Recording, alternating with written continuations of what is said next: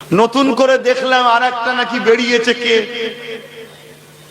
কখন এ ধরে কখন ও ধরে কখনো সে ধরে। আদৌ তুই মুসলমান না বেঈমান এখনো তো বুঝতে পারছি না।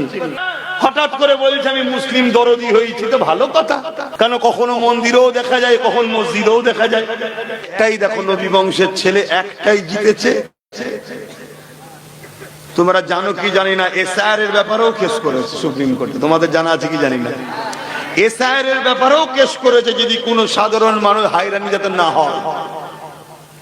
আবার এনআরসির ব্যাপারেও করেছে। আবার যখন কোরআনের বিরুদ্ধে বলল তার নামেও মামলা করেছে। তাই তোর পিছনে সবাই লেগে গেছে। নতুন করে দেখলাম আর একটা নাকি বেরিয়েছে, কে কখন এ ধরে কখন ও ধরে কখনো সে ধরে।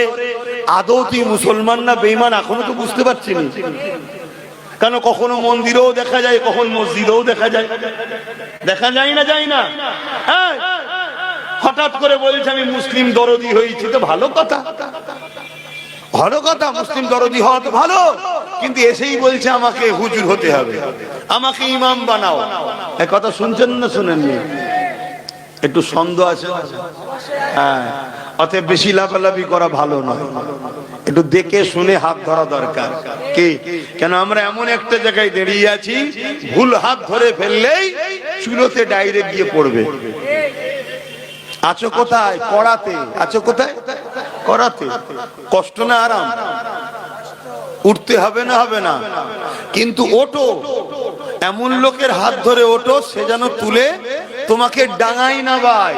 এমন লোকের হাত ধরতে যাওনি ধরে নিয়ে যে কড়া থেকে।